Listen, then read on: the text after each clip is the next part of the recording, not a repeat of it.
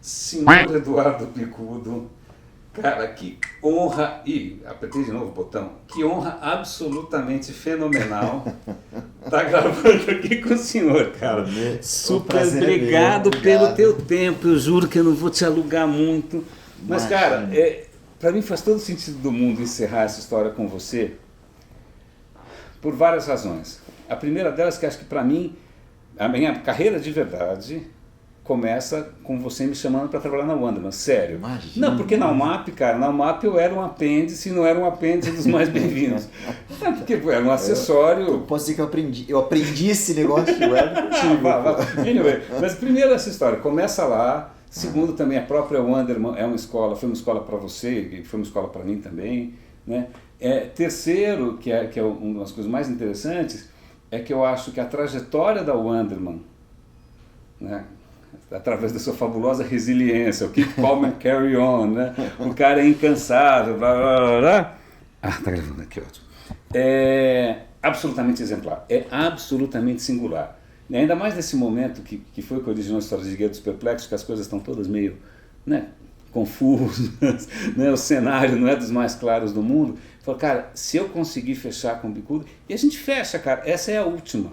Acabou, você é o último, alfa e ômega. Eu gravei hoje de manhã com o Passamani da Mutato e tal, falei, você é a última entrevista.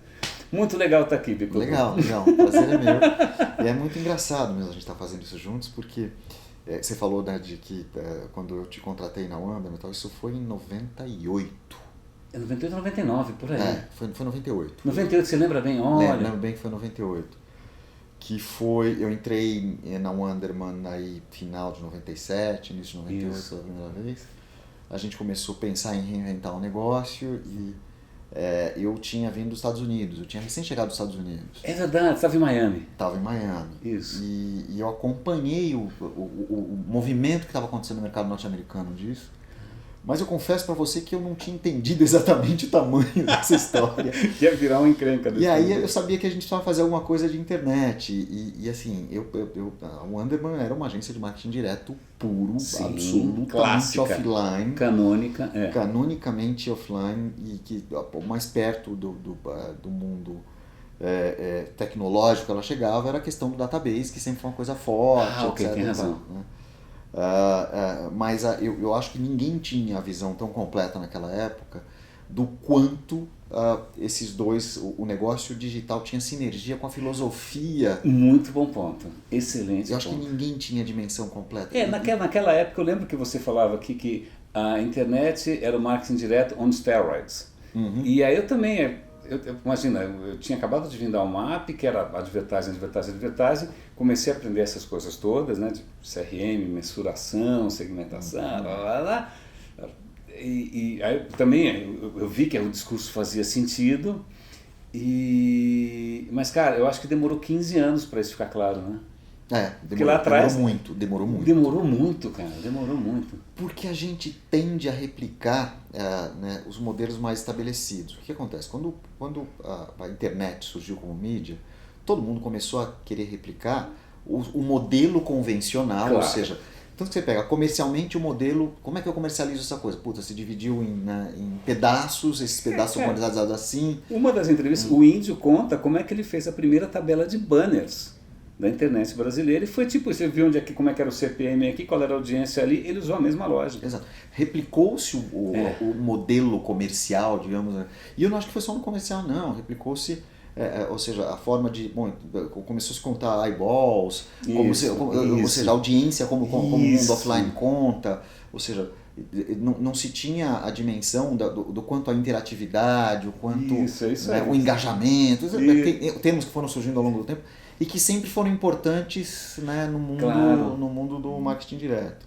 Mas foi engraçado porque eu tinha vindo dos Estados Unidos e tinha duas coisas, eu tive dois wake-up calls nos Estados Unidos. O primeiro foi, na época, o tamanho e a abordagem astronômica que a American Online fazia no mercado norte-americano. Tá, ok. Né? Que era assim, né? O meu primeiro contato, de fato, foi com o American Online. Você comentou comigo, você até achou que aquilo era internet. Exatamente. Um aquário, era um aquário, exatamente. Um aquário online. Para mim aquilo era internet. Eu recebi, Era um disquete. Disquete, bicho, era disquete. Os caras me mandavam enxurrada de disquete. Vamos falando desse negócio, vou colocar aqui e tal, etc. Então, esse foi um deles, né? E como era um aquário, você tinha uma experiência controlada ali e tal, etc. Então, do ponto de vista de experiência, tinha alguma conexão com o que eu conhecia do mundo de marketing direto. Tal, legal. Por ser um aquário, tinha uma experiência ali. O segundo wake-up call foi quando o Fernando Espuelas, que foi quem me levou para os Estados Unidos. O Fernando Espuelas... eu não sabia disso. O Fernando Espuelas eu trabalhava na Ogilvy no Brasil e o Fernando Espuelas trabalhava na Ogilvy. Eu não sabia. Exatamente. Que isso, que louco. E o Fernando Espuelas foi encabeçar um projeto regional na Ogilvy Miami. Tá. E veio buscar talentos na América Latina, né, para atender contas regionais. E ele me achou no mundo, ou seja, aquelas conexões mais malucas do mundo. O Fernando Espuelas saiu da Ogilvy logo depois que eu fui para lá, sei lá, 6 meses depois. Foi para a AT&T, ficou um tempinho na AT&T e saiu para montar a Star Media. Cara, eu não sabia a tua conexão prévia com Espuelas, eu não sabia. Então, e o Espuelas era um cara, como o escritório que a gente tinha na Ogilvy Miami era muito pequeno, o Espuelas era um cara, a gente frequentava a casa, era mais que louco, eu não sabia. Era uma coisa próxima, porque era meia dúzia de pessoas no escritório, então nós éramos amigos, né? E mesmo depois que ele saiu, foi para a AT&T, a gente continuou com contato, continuou próximo, de alguma forma, e aí um dia ele me chamou, porque ele estava, né, fui numa festinha de despedida, acho que e mais um casal, tínhamos 3 ou 4 uma festa de despedida dele de Miami, porque eles estavam mudando para Nova York, que ele estava montando a Star Media. A comunidade número 1 da América Latina, que esse era o Exatamente. mote, né? E ele foi na Ogilvy na época para fazer uma apresentação pra gente do que era Star Media e tal, etc. E nessa festinha ele falou: Bico, o que você vai fazer da sua vida, né? Você quer continuar na Ogilvy? Você quer? Ou seja, ele me deu a primeira cantada e eu fui estúpido o suficiente para não topar, porque quem entrou naquela fase de Star Media... encheu a burra de dinheiro, né? Exatamente. Quem entrou naquela fase, eu acho que quem entrou naquela fase não, na internet, fez a vida, exatamente. Muito bem. Eu não sou predestinado. Também não. Nós temos que empurrar piano. Então, eu vim com esse wake-up call. E aí eu vi o que aconteceu com essa mídia, né? Ou seja, né? E aí eu voltei pro Brasil, porque eu quis voltar pro Brasil, etc e tal. E eu vi o que aconteceu com essa mídia e falei, cara, isso aqui é um fenômeno. E comecei a tentar juntar as duas coisas. Foi aí que eu comecei a procurar talentos que entendessem de internet. Na época você falava, era internet, né? Não era digital. Hoje a gente está com vício de falar de digital. Exatamente. Né? E que eu cruzei com você e com o Luiz Teles. Isso, exatamente. Acho que você falou com o Fernando. Isso, quem me indicou você foi o Fernando. Querido Fernando. Por quê? Eu quando voltei para o Brasil, eu voltei para trabalhar na Rapconnings. Isso, você foi para a Rapconnings. Tanto eu quanto o Fernando tivemos uma rápida passagem pela Rapconnings. Isso, é verdade. O Fernando saiu da Rap para ir para a Finasca na época. Nossa, ele foi. Então ele ficou a vida inteira na Finasca, é verdade. 200 anos. Ficou séculos. E ele foi para a Finasca justamente para ser um cara digital, de internet, né? Lá. Porque ele era um bicho meio estranho na Rapconnings. A gente contratou o Fernando na Rapconnings quando a gente ganhou na época a conta da Compaq. Eu lembro, ele fez um case genial para Compaq. Exatamente. E a gente trouxe ele porque, né, tinha uma pegada, ele já tinha essa pegada mais, né? Sim. Internet é um cara genial, inclusive, o Fernando. E aí, quando eu fui para a ONU, eu falei, vou atrás desse cara, porque eu preciso desenvolver o negócio de internet aqui. Aí o Fernando tinha acabado de ir para a Finasca, tanto que ele teve uma relação super duradoura na Finasca. Sim, nossa, se encontrou lá. Exato. E ele me indicou você e o Luiz. Que legal essa história. Eu lembro a primeira vez que a gente almoçou no restaurante ali, como é que chamava? Esquina, sei lá, alguma coisa. Eu lembro disso. Que engraçado. E aí, enfim, a gente aí nos engatamos, né? Claro. Eu trouxe você e o Luiz, né? Que vocês tinham. Como é que é o nome da. Usina, isso. Trouxe você e o Luiz. E a gente começou a fazer a tal da internet, né? Que chamava Brand Dialogue. Brand Dialogue. Da Wonderman Caylor Johnson. Era um teste de proficiência em inglês, né? Exatamente. Eu sempre disse que eu nunca trabalhei em agência de nome fácil, né? Mas eu sempre, em casa eu sempre tive dificuldade de explicar o que eu faço, porque é mais complicado que propaganda da minha vida. E o nome das agências, enfim. Mas, enfim, e aí a gente começou, né, naquela época, e eu acho que a gente na época fez algumas conquistas. Eu lembro, acho que a gente fez várias coisas, mas acho que talvez a primeira grande conquista que a gente teve na época foi fazer o site da então BCP. BCP, muito bem lembrado, muito legal. que você e o Luiz fizeram Isso. um trabalho... E aí foi legal, porque é isso que eu me lembro bem, que a gente começou a incorporar no discurso da gente, de, entre aspas, internet, uma série de paradigmas tal, que eram do marketing da Wunderman. Então o shopping tinha 3 papéis, que era shopping, owning e buying. Então tinha tanto a parte de relacionamento, quanto a parte, né, de compra, quanto a parte... Então a gente começou a incorporar esse discurso lá e funcionava bem, cara. Funcionava bem. E não sei se você lembra disso, a gente recebeu uma espécie de um guidebook da Brand Dialogue, você lembra disso? Talvez. Uma bíblia, que é mais bizarro, né? Ou seja, era um negócio indo pro digital, daí você recebia algo no papel. Uma lista telefônica. Uma lista telefônica de como é que você fazia isso, né? Ponto. E que foi onde a gente juntou muita coisa e tal. Então, acho que o início foi aí, mas foi uma fase... de muita descoberta, ou seja, eu acho que estava todo mundo tateando. Né? Cowboy, era uma época cowboy.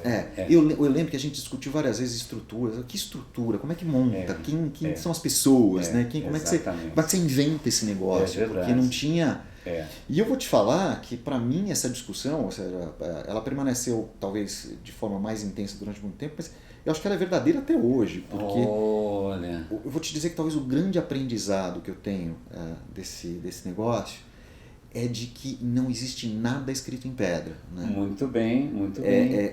A grande característica que eu acho que aí você falou da trajetória da Wunderman, a grande característica que eu digo que a Wunderman tem e que a estrutura que a gente montou aqui tem é esta capacidade de se adaptar.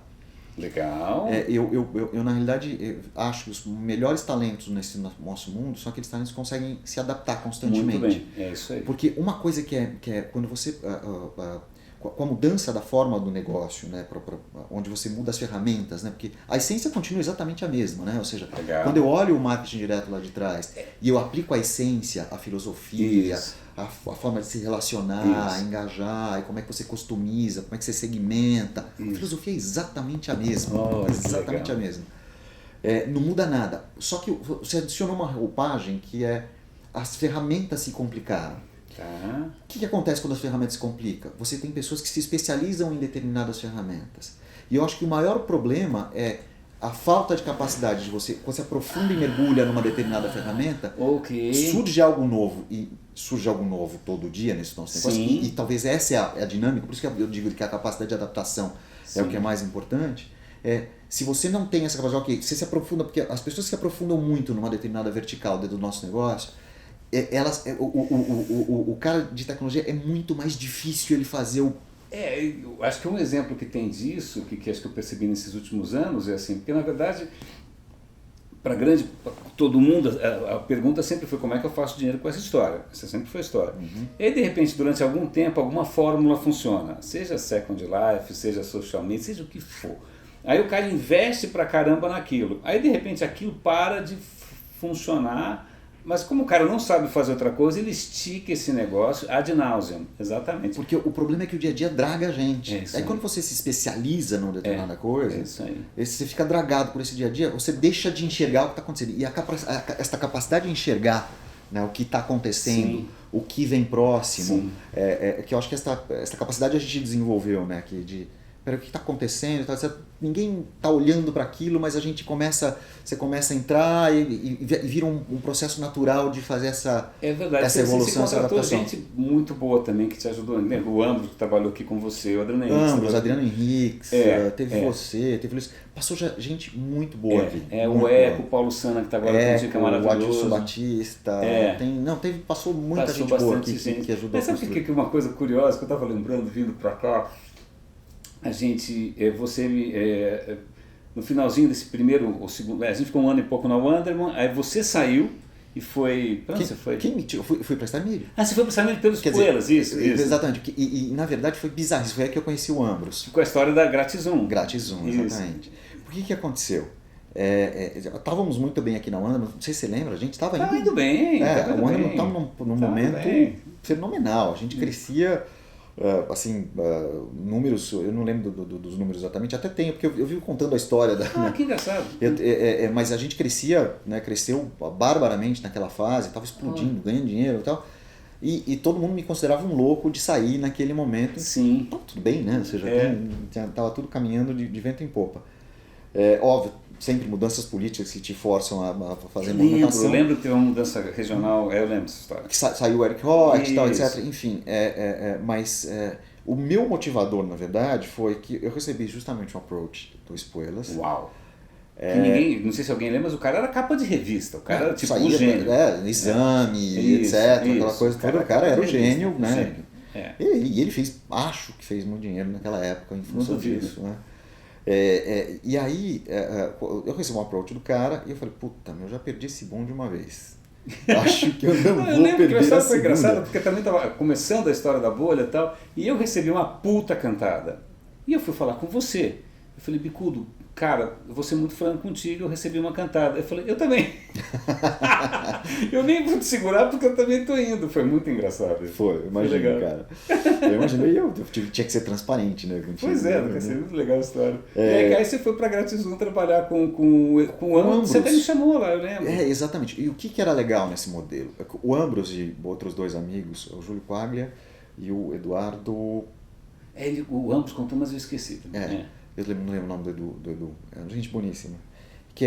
Tanto o Edu quanto o Quaglia eram da IBM e se juntaram com o Ambros, que era... O Ambros tinha uma empresinha de internet... Plugin. Vai falar empresinha, o gaúcho vai ficar louco. É pioneiríssimo. É verdade. Pô, desculpa, Ambros. Empresona. E aí eles se juntaram e montaram um business plan para fazer uma coisa que era genial, que era já um sistema de navegação personalizado. Na realidade tinha... Eles bolaram um business plan que começou a onda do acesso gratuito, só que eles montaram um plano em que a gente montou um provedor de acesso gratuito onde você incorporava o que a gente chamava de controle remoto, que era para simplificar, mas você fazia um add-on no browser do sujeito. Isso é uma barra de navegação. Exato. E esse browser, olha só, isso em 1999, 2000, esse browser acumulava, tagueava a navegação do sujeito, se acumulava no browser, se acompanhava, e em cima da navegação a gente podia servir real-time banners. Tá vendo? Baseados na navegação do cara. Olha só. É o início do programático. Exatamente. Extremamente visionário. Isso. E o que me encantou no projeto, além de eu falar, bom, não vou perder o bonde mais uma vez. Quero ver se tá tudo bem aqui, pode falar. Além de eu não querer perder o bonde mais uma vez, o que me encantou no projeto foi exatamente essa questão de que você acumulava um banco de dados muito bem em cima do comportamento das pessoas muito bem. E você passava a se comunicar com essas pessoas. É isso aí. Em cima da não, era fascinante, cara, mesmo. Ou seja, o embrião do Big Data. Assim. É isso aí, gênio. Aí eu lembro que aí depois a gente se encontrou de novo, você tinha ido para a ficha. Lembra dessa história? Lembro, no episódio, eu também estou tentando esquecer, mas tudo bem. Você foi para a ficha com a promessa de que lá a gente ia conseguir fazer o sonho que a gente tinha, que era a história da E-Agency. Exato, foi a E-Agency, que pegou esse modelo e falou, cara, vamos usar esse modelo, né? Ou seja, que era a anabolização de tudo aquilo que a gente tinha visto. Isso. E a gente montou uma agência que era, na época montou uma agência que era já... Pô, com um monte de gente boa, a Luana Zeredo estava com a gente. Mas sabe o que eu me recordo? Que aí, de novo, eu acho que acho que a gente estava num grupo que se dizia um grupo de comunicação total. E aí teve um evento no Guarujá, e que as várias agências do grupo foram se apresentar, e aí tem todo aquele ranço da publicidade, né? Aquele glamour, aquela pose, né? O cara está mostrando um anúncio de trator como se fosse, sei lá, ganhou um cane, e aí você foi lá fazer uma apresentação com uma pegada de marketing direto, e que era... comparado, não tem glamour nenhum, né? Tipo assim, não tem glamour, né? Não é aquela coisa assim... cintilante e tal, né? É uma coisa racional, né? O que é engraçado é que 15 anos depois, se isso acontecesse de novo, você estava por cima da carne seca e os caras estavam provavelmente em pânico. Porque aquele mundo... Então, tinha muita coisa que aconteceu nesse nosso mundo, cara, que a visão estava absolutamente correta, mas não existia uma entrega tecnológica, não tinha as condições, não tinha condições para acontecer. E isso acontece muito, acontece até hoje, hein, René? Sim, coisas que são absolutamente visionárias e tal, etc., mas elas demoram um tempo para maturar, porque qual é uma das falhas que eu acho que o nosso mundo, né, o mundo digital tem, que foi o grande problema da bolha, né? De achar que Sim. tudo se resolveria. Você lembra o Paperless World? Quanta coisa a gente escutou. Nossa. Né? Mesmo experiência de mobile na época que começava, estamos porque tudo vai acabar, tudo vai acabar. Exato. Só que, porque tinha a máxima que, na realidade, a velocidade de adoção das coisas era muito rápida, seria tão rápida que o mundo ia mudar muito rapidamente.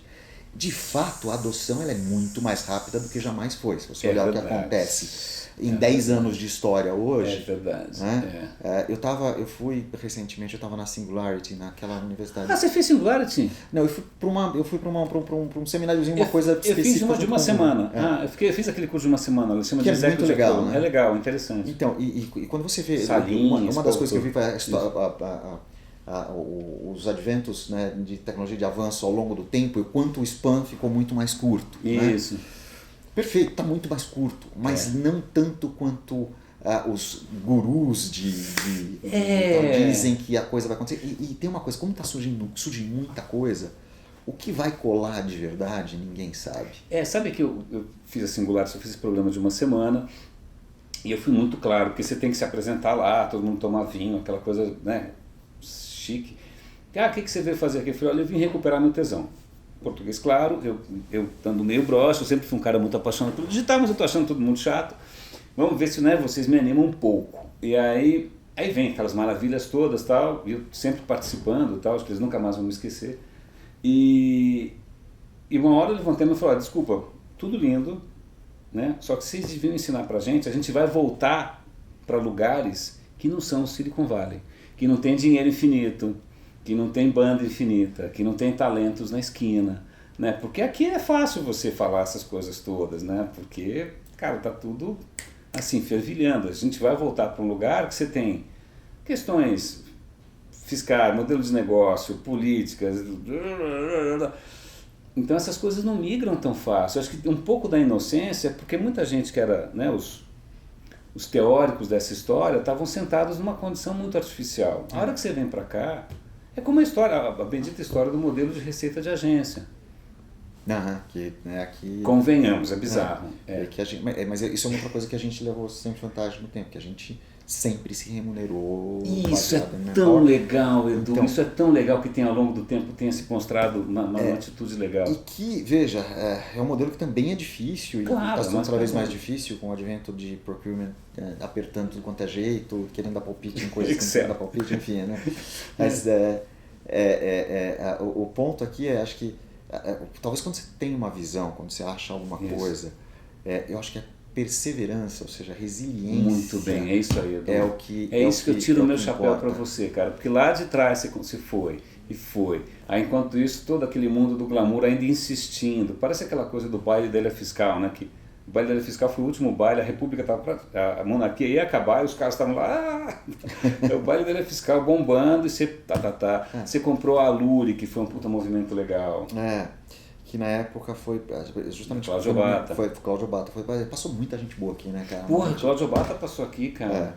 E aí você foi se estruturando em digital cada vez mais, impressionante isso. Porque isso foi já na minha volta, né? Porque a gente tá misturando um pouco de filosofia e história aqui. Mas não, tudo bem, tranquilo, cara, tranquilo. Acho que eu entendi que a proposta é essa, né? Claro, a gente é bagunçado mesmo. Mas a questão aqui é de que você tem que entender que uma visão não necessariamente ela é aplicável 100% do jeito que ela é. Eu acho que a forma como a gente olha para uma determinada tecnologia nova, para uma determinada filosofia nova, para uma determinada forma de aplicar o digital, e como a gente materializa, eu acho que tem uma coisa muito pessoal na forma de materializar, né? Ou seja, a forma como eu faço é diferente do que o meu concorrente X faz, o meu concorrente Y faz. Eu digo o seguinte, a gente tem que ter a visão lá no... Né, você tem que ter o ponto o point of arrival, né? Ou seja, você tem que chegar lá você tem que ter um ponto de chegada, mas a forma como o caminho que você vai usar para chegar lá, ele difere, você pode escolher caminhos diferentes do que outras pessoas estão escolhendo. Mas a questão é que você tem que saber que o ponto continua lá. O problema é que é isso, quando as pessoas, eu vejo isso em empresas fazem, que é aquela coisa que eu te falei, o cara se verticaliza numa determinada coisa. redes sociais, por exemplo, redes sociais, pois é, muda, muda, né? Não é mais a mesma coisa. Então. Pega 4 anos atrás, se a gente estivesse conversando, ou 3 anos atrás, claro. sei lá, talvez a gente estivesse falando de redes sociais como a panaceia. E eu aprendi também que não existe, né, nada neste nosso novo mundo de que seja a grande solução mágica, etc. A gente está muito aprofundado, por exemplo, em programático, big data, etc. e tal. Acho que isso é a panaceia, a solução de tudo? Não. Entendeu? Não é. É genial, é fantástico, claro, me dá um caminhão de coisas e tal, etc. Mas, né, se eu ficar cego pelas coisas que me seduzem, e eu acho que esse é o grande problema do nosso negócio. É isso aí. A gente se seduz pela novidade nesse nosso negócio e você se cega nessa sedução. Porque a sedução, ela cega mesmo, né? Claro. Você é seduzido, você se apaixona por uma ideia e a paixão não te deixa ver outra coisa. Né? Sabe que isso é uma coisa que ao longo desse tempo todo eu sempre venho falando, nunca ouça alguém que é apaixonado pela coisa X porque ele não está enxergando o resto. Né? Se você fala, eu sou apaixonado pelo digital, desculpa, então você tem que ser apaixonado ou pelo negócio, ou pela sociedade, não pela ferramenta. Né, acho que até você pode se apaixonar eventualmente por ideias, mas a questão é, a paixão ela tem um tempo. Ok. Né? Vamos pensar numa relação normal. Né? Você se apaixona, tem até trabalhos que dizem quanto tempo dura uma paixão, né? 3 meses, tem uma curva. Enfim, tem uma curva. Claro. E eu acho que a paixão é um importante motivador. Né? O tesão é um importante motivador. Então, eu acho que sempre foi uma marca registrada minha também, sempre fui muito apaixonado também. Mas essa curva, um momento, ela tem que estabilizar, né? Ou seja, ela não pode, né, ficar... E o cara que fica... é o que se perde. Né? E não existe relação que dure só na paixão, né? Então você tem que aprender isso. Então a gente não pode se cegar, porque é muito sedutor. Porque quando você entra neste nosso mundo digital, eu acho que a grande moeda de sedução é a inovação. Né?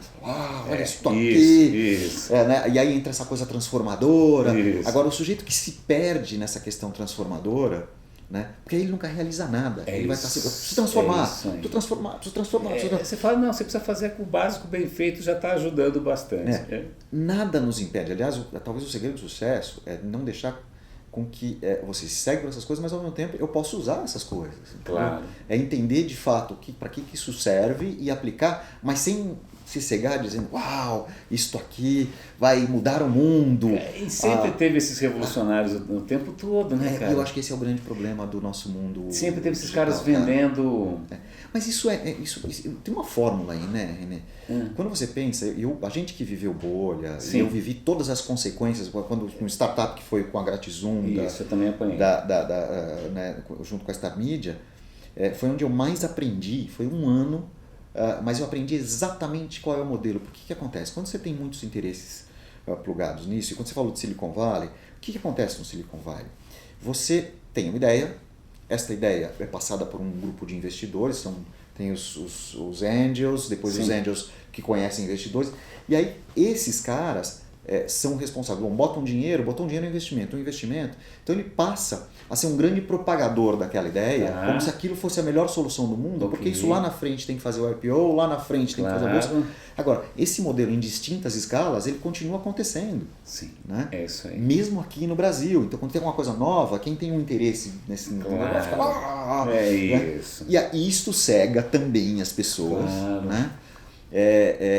Mas, ou seja, é um modelo de negócio que foi instaurado a partir da revolução digital dos anos 90 para os anos 2000, até para o estouro da bolha, ou seja, e a gente tem zilhões de microbolhas. A gente tem zilhões de microbolhas. É verdade. A questão você falou, né, a gente não pode esquecer que isso é um negócio, de que eu preciso entregar alguma coisa concreta. Que as pessoas dormem, casam, mudam de ideia, né, que as pessoas, né, podem não gostar do Google Glass, por exemplo, né? Pois é. E é engraçado, né, que nesse nosso mundo também de digital, você é quase politicamente incorreto quando você olha para uma ideia e fala, mas isso aqui... Isso virou o otimismo obrigatório, né? O otimismo obrigatório. Parece que o mundo é feito de prótons, tudo positivo. Mas para mim isso é um desenvolvimento de uma cultura. Essa cultura, mas a origem está onde eu te falei, você tem uma ideia, essa ideia recebe injeção de capital. Entendi. E aí você precisa criar... Eu não tinha visto por esse ângulo. Você precisa criar esse buzz em cima... Que é o Peter Diamandis da Singularity, que é o maior vendedor do planeta Terra. Que levanta dinheiro para, assim... Eu vi cara assinando cheque de $150 mil só no Gogol, ele falando no Gogol, o cara assinando chequinho. É assustador, o cara é bom. E até o modelo né, quem somos nós, quem sou eu para criticar? Singular que está indo super bem, que tem um propósito nobre. Não, e não só isso, o próprio modelo que é o propulsor do universo digital, né? Ou seja, você tem muitos acertos, você tem muitos erros, mas tem muitos acertos também, né? Tem coisas que realmente são transformadoras, que estão acontecendo e que nasceram dessa forma, ou seja, a questão a gente não pode se iludir, né? Acho que pé no chão. Mas, cara, acho que isso de novo marca, assim, tanto assim, você, uma característica muito sua, né? Pé no chão, pragmático, etc. E também, de novo, a maneira como você conseguiu conduzir ao Underman cara, desde quando a gente pegou boa, você pegou bolha, pegou isso, pegou aquilo, pegou alto, pegou baixo, muda o grupo, muda aquilo, tá? E o bounce back do pêndulo também, da bolha, né? Ou seja, você lembra? A internet... Vai pra cá, quando voltou, cara... Voltou tudo pra trás, era pecado falar Falar de internet era quase um crime, né? Isso não funciona. Isso não funciona. Eu nem lembro como é que eu fiz pra me virar naquela época.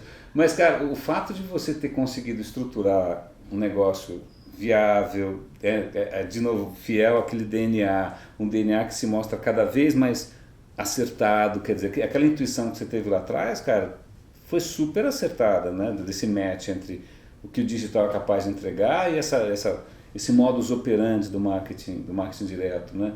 Foi super acertado. Acho que quem tentou puxar o digital para a coisa do encantamento, do oba-oba do advertising, teve uma fase, teve a fase aí áurea do advertising digital brasileiro, mas cadê, cara? Cadê esses caras todos? Assim, cadê a gringo? Cadê não sei quem? Cadê isso? Cadê aquilo? As coisas mudam, as coisas evoluem. Exatamente. Então, mas a questão é essa que a gente estava falando, né? Você tem que ter essa capacidade de se adaptar. É isso aí.